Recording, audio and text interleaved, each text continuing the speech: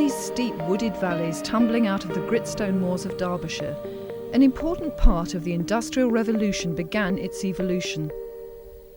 From as early as the 14th century, artisans harnessed the power of these rivers to power the forges which started to produce what eventually would become one of the world's first global brands. Metalwork stamped, made in Sheffield.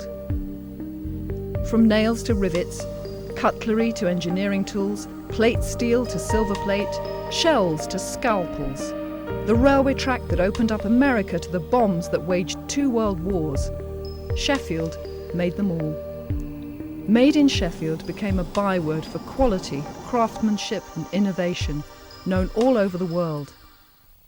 But the story of Sheffield, one of the great innovative manufacturing cities of the Industrial Revolution, a shock city of grinding wheels and grinding poverty, beset by polluted skies, rivers devoid of life, and the incessant clamour of the drop forge. A city that, as it grew, juxtaposed the making of fortunes for some with the development of social justice for the many, is also a story that mirrors much of the economic history of Britain over the last 200 years. The Sheffield of the early 21st century would barely be recognisable to its inhabitants at the height of the Big Steel 100 years ago, and even 20 years ago, when Sheffield remained at the forefront of economic change and became one of the first cities to experience the pain and uncertainty of deindustrialisation. This is the story of how metals made a town, steel made a city, and how it reinvented itself in the face of apocalyptic scenarios of doom that not so long ago seemed very real. From steel to sport, this is Made in Sheffield. Abbeydale Industrial Hamlet, 5 miles south of the centre of Sheffield in the valley of the River Sheaf. Here, in what's now an affluent suburban district of the city, still interspersed by sizable tracts of remnant ancient woodland, is a living testament to the early days of industrial Sheffield. Now a piece of working history, this visitor centre recreates the days over 2 centuries ago when this place was at the cutting edge, in more ways than one, of new technology. The technology at Abbeydale Industrial Hamlet is very interesting because you've got this complete integration of the site, from the actual raw materials coming in to be converted into high quality steel, which is then forged, ground into side blades. The grinding wheels are powered by water wheels, the tilt hammers which forge the metal, powered by water wheels. There's also a steam engine here, so all sorts of aspects of Industrial Revolution are represented here, from water power to steam power. The one bit that's missing from that equation is the rolling of the steel, which they did try here unsuccessfully, so the metal will be sent away to be rolled and then brought back. But the key bit of technology that we have here is the crucible steel production. You can see all the crucibles behind me here. The process was developed by Benjamin Huntsman in Sheffield in the 1740s. He was a watch and clock maker, and he needed a very high quality steel to make springs that didn't break for obvious reasons. And he developed this process. And this was the best method of producing high quality steel for 100 years. The origins of the industrial hamlet probably lie with the Cistercian monks who lived at Beechief Abbey, which is just across over there. The Cistercians, a local professor of technology, has claimed, and I believe he's absolutely right, were the first multinational industry, and they took industry all over Europe. Very productive order. And here they would have had a forge and probably water powered using the river, as loads of sites in Sheffield were. So it probably originated then. But in terms of the hamlet itself, the earliest piece of paper that we have identifying a forge on here is in 1685. And then it was in continuous occupation up until the 1930s, developing into a side production works. Although Abbeydale Industrial Hamlet continued to be productive until the 1930s, and even had a brief respite in World War II, metal production and tool manufacture moved downstream into the centre of Sheffield. The skills developed in the valley forges, combined with coal from local pits and iron ore from Sweden, brought in through the North Sea ports, saw the steam-powered revolution of the 1820s create a chaotic jumble of industry and housing clinging to the River Don. Its purpose, metal manufacture, and anything that could possibly be made from metal. In a comparatively short space of time, canals came and went. Railways gained ascendancy. New technologies led to business booming, and thousands of migrants poured into the city, resulting in a rapid population increase from 60,000 in 1820 to 190,000 by 1860. The wealthy citizens migrated upwind of the ever-increasing smog of belching chimneys, creating some of Britain's finest Victorian suburbs. But the working class lived in amongst industry. Northeast of Sheffield Centre, the wide, flat River Don became the centre of a steel-making industry that was to become the most innovative and one of the most productive in the world. It was here that bulk steel production was developed by Henry Bessemer in 1858. Within a decade, for 3 continuous miles along the River Don, the massive steelworks of Brown, Camel, Firth, Jessup and Vickers became the industrial backbone of Britain's Victorian Empire. By the turn of the century, a quarter of Sheffield's population of 400,000 was either involved in smelting metal or bashing it into a multitude of products. The story of this transition from town to industrial city is told at Kelham Island Industrial Museum. This area is flat. There's flat land in this area. The canal came to the area. There was already factories here with water power, but of course it was flat land and steam engines, enabling you to create big factories, employ large numbers of people, good area for it, and it grew from there. In 1832 there was a huge outbreak of cholera in the city. People living cheek by jowl with animals and with industry, dreadful conditions, and it was a long time before it got better. It got worse before it got better as the city grew and grew. More and more industry, larger factories, more people. Through most of the 20th century, Sheffield steel retained its world-class reputation. The invention of stainless steel in 1912 by Harry Brearley continued the trend of innovation. But it was 2 world wars which saw Sheffield steel at its manufacturing peak. Sheffield had, in the words of Professor David Hay of Sheffield University, become one of the greatest producers of guns, projectiles and armour plate that the world had ever known.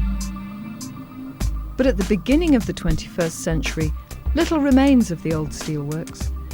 The metal manufacturing that remains in Sheffield has survived one of the deepest and damaging industrial recessions ever experienced, a recession so prolonged and destructive that the very future of Sheffield was in considerable doubt.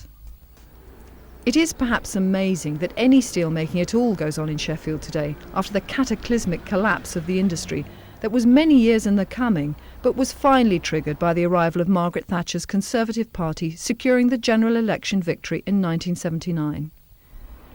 De-industrialisation was the name coined for this, and like industrialisation itself, Sheffield led the way. The boarded-up factories blotted a landscape swept with the toxic waste of over a century of heavy industrial activity. Of course, it wasn't without a fight, and inevitably, not without a price. Well, we were in a process of deindustrialisation. There was the real development of the global economy, and we'd also got a government in power that indeed accelerated that deindustrialisation. So we'd lost, I don't know, in the early part of the 80s, something like 40,000 direct jobs, which you could equate to something like probably 80,000 job losses overall. And there was nowhere for these workers to go. There was no, as it were, managing the change from the industrialised base that we got to what was becoming much more of a knowledge and service economy. So we were in that transitional period during 1985, the middle 80s. And that also had a major impact on the social infrastructure of the city as well. Unemployment emerging, particularly on the estates, no hope, people looking round for other ways in which they would actually gain an income.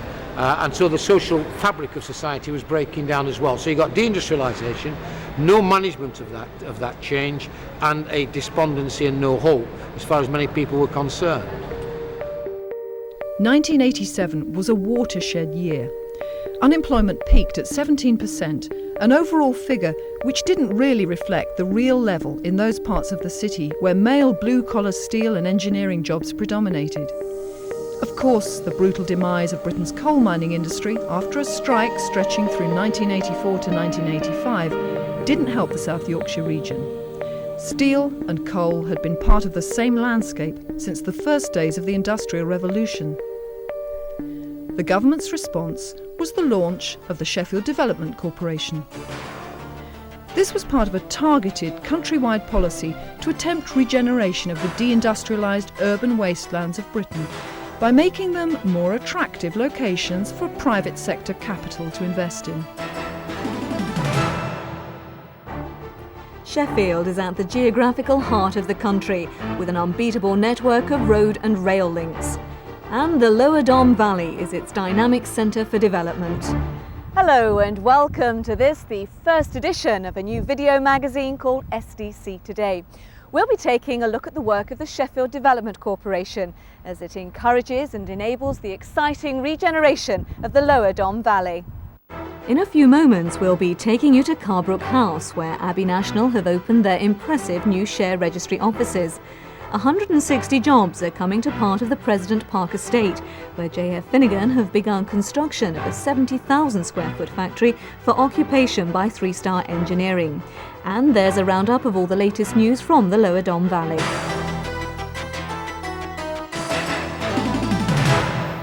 In the 7 years of its life, the Sheffield Development Corporation's key role was in recreating the decaying industrial structure of the Lower Don Valley.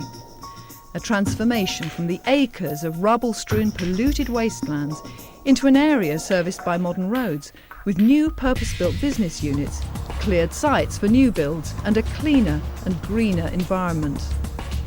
And in fits and starts, the development has come. Along with new factory units, warehousing, distribution centres and call centres has come a range of suburbanised leisure facilities, multiplex cinemas, bowling, sports stadia, retail parks, and just across the border in Rotherham, the greatest irony of all, a visitor attraction built into the shell of what was the largest steel rolling mill in the whole valley, the Magna Centre. There's even an alternative regional shopping mall, Meadowhall, which opened in 1990 and for many years seriously threatened the viability of Sheffield and Rotherham city centres.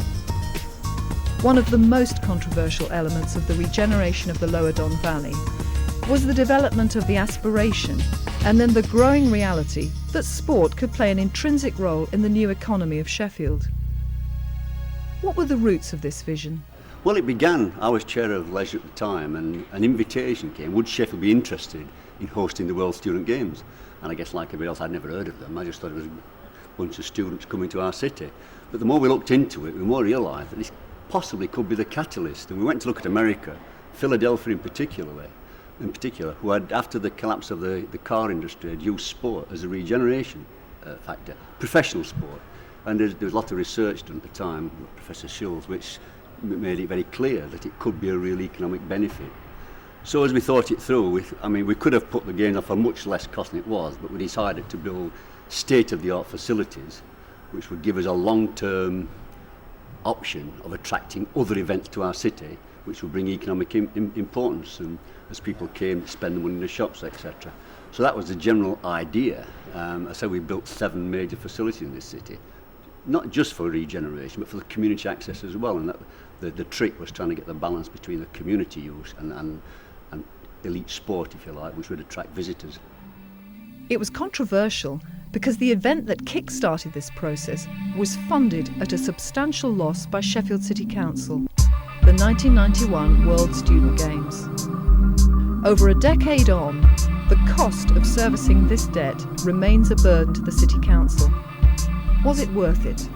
I think undoubtedly yes. I think that without that investment in sport and the driver for that was the World Student Games, because the city just would not have invested that kind of money in its sporting facilities had it not been for the World Student Games. I think without that investment, the city wouldn't have attracted much of the other investment that it has done, particularly towards the end of the 1990s on the back of that. So much of the investment in the creative and the cultural industries, I think, that's occurred within Sheffield since that time has partly been a result of, and not directly, but partly a result of the changing image of the city that's been created through the city hosting something like the World Student Games. So maybe at the time, on paper, the World Student Games did not look like a good economic investment. I think you have to look at the much broader picture that the World Student Games has kind of contributed to, and I think undoubtedly the World Student Games has contributed to the investment that has occurred since in the leisure, sporting, cultural and creative industries. Barcelona, Sydney, Athens, Manchester, they're all some of the cities which have looked to sport as a catalyst for wider economic development. But no city, Sheffield included, can expect a single strategy to bear fruit. And the World Student Games was an early precursor to a much more significant citywide regeneration, which started to flower in the late 1990s. Now, Sheffield's regeneration at the beginning of the 21st century has been built around a number of strands, which are helping to significantly diversify its economic base. There's biotechnology, there's creative and digital industries, there's environmental technologies and business, professional and financial services. And they've all been identified as clusters of excellence within the city. And of course, there's still advanced manufacturing. Now, the growth of the economy of Sheffield has been significantly hastened by the work of organisations such as the Sheffield First partnership, and occurred at the same time that the national economy has enjoyed an unprecedented period of growth. Today, sport is an important component in a much more diverse economy than Sheffield has ever possessed in the past. Effectively, sport has become one of the cylinders in Sheffield's new economic engine. However much sport, retailing and leisure have physically transformed the Lower Don Valley and the economy of Sheffield, steel has not gone away. Sheffield produces a greater value of steel today than ever before.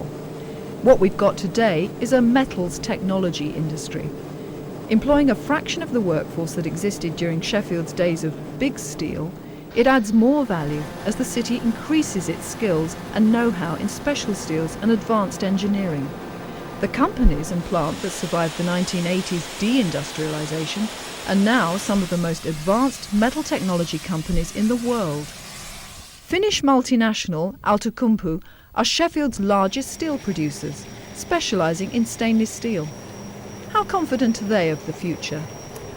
Well, I come from Sheffield. When I grew up, between Sheffield and Rotherham, it was steelworks. It was all steelworks. Sheffield produces more steel now than it did during the Second World War, which always surprises people. The problem is it's in a very small number of companies centred on Chorus and ourselves. The future's quite bright for stainless. Stainless is a growth product.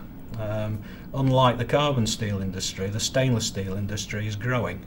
So in that sense, the future's quite bright. Sheffield is now fully integrated into the global economy. A global economy in which the city must consider its rivals and competitors for new investment to be not Leeds and Manchester as in the past, but Lyon and Milan, if not even further afield in Bangalore and Beijing. Evidence that Sheffield can compete comes with the announcement that next to Outokumpu's main steel plant, a huge printing press is being constructed.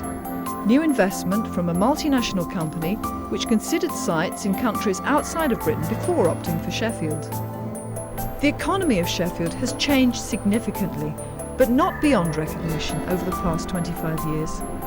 It's far more diversified, cleaner and greener. Leisure has become a significant part of the economy, as some predicted in the 1980s, and a better educated and IT literate workforce led by innovation and research at the University of Sheffield and Sheffield Hallam University is increasingly technologically advanced. By 2020, I think that we will be, we are a major university town. We will be using the intellectual property that comes out of universities in a more proactive way to create wealth inside our city and indeed our sub-region, that we will see a total revamping of the city. We will see much more, I think, residential inside the city centre, but it will be a very green city as well. And as I say, it will be a city of European importance, both intellectually and also environmentally. Steel still has a part to play, yet the focus now is on metals technology, and the labour force that remains in this industry is highly skilled. US aerospace multinational Boeing have signed a research and development deal with the University of Sheffield and are moving into a unit in the advanced manufacturing industrial estate built on a reclaimed open-cast mining site on the Rotherham-Sheffield border. It will, however, employ less than 100 staff. At the beginning of 2004, unemployment at Sheffield stands at 3.3%, its lowest figure since the 1970s. The city is experiencing its most significant development boom since the 1890s, and new opportunities continue to shape Sheffield's increasingly diverse and technologically advanced economy. Yet as the 21st century unfolds, how will Sheffield shape up to the ever-increasing pace of change in the global economy? Will it be able to face up to the challenge of sustainability and retain its economic dynamism? Will Made in Sheffield retain its cachet of excellence, which made it into one of the first global brands of the industrial age? Will the changes that future geographers reflect upon in 100 years' time be as dramatic as the changes over the last century? Whatever happens, Sheffield will always be a steel city first and foremost, if only in memory.